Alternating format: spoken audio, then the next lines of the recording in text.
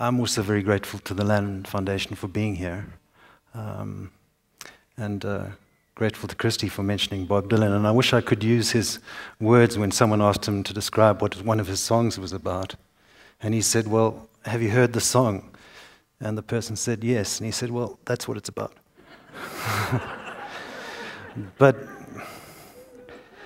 there is, I think there is, it serves me to explain about my images, and it's always been a fruitful experience for me, and I hope it can be in some way for you. And I would like to try to make a case that, and I'll show you separate bodies of work, or little bits of them, that the images, the bodies of work are linked. Not only in terms of their subject matter, but also in the way that they look at the nature of representation and look at the language of photography itself. I find that has often sustained me more, and it's heretical almost from a documentary point of view to suggest this, even more sometimes than the subject itself. So to begin, really, I suppose the beginning is that I sort of grew up taking photographs during the apartheid era in South Africa. And that had a number of ramifications for me. One is I could find work. Because, I don't know if you recall, but we were famous. We were in the front pages every day.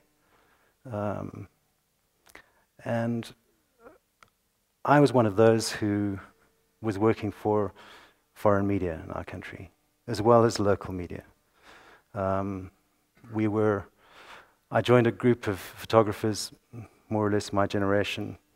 We regarded ourselves almost, I suppose, as sort of activists. We supplied the alternative press in South Africa very cheaply with images, ran workshops and things like that, and then made a living by supplying foreign newspapers. Now, what the foreign newspapers really wanted from us was an illustration of the injustice that was happening in South Africa. Well, what pictures? I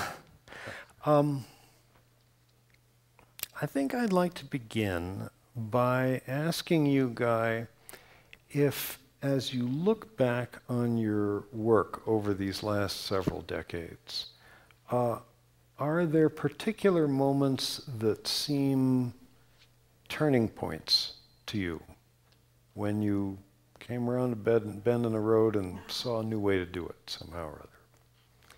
Absolutely, Adam. I think there are turning points. There are sort of points of realization rather than, I mean, it could be, lying down, or just looking at the sky. Or one particular that I remember was in Johannesburg, and as I mentioned, trying to create this portrait of a city. And for me, that was it changed my way of working from then.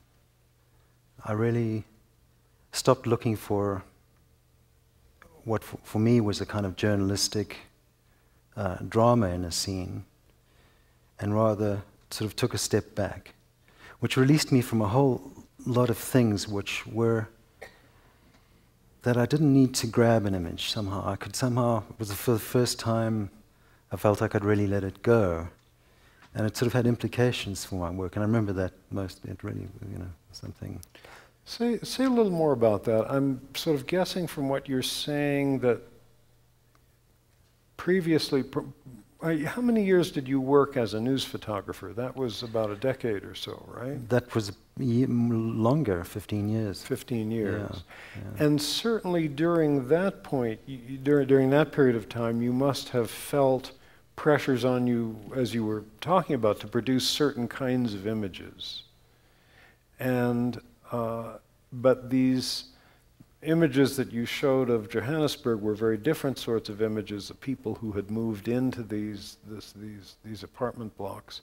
So it was sort of when you were there that you realized that you no longer had to produce the kinds of images that the foreign media were looking for. That's right. I mean, it was, for me, such a release. And I remember the moment so well. I was on a rooftop, sort of And I'd been working for 3 weeks in the streets, and I was, working with the Cameroonians on one side, and the Zimbabweans, and the Congolese were there, and I was spending time with them. And the pictures I was making were not working in my mind. I was thinking, what am I doing? Why am I here?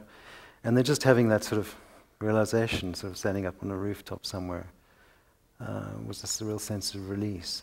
And, the release that said, okay, now I have to get inside these people's houses instead of seeing them from the outside. The release that I didn't have to make what I thought people think I should make, but rather that what I wanted to do.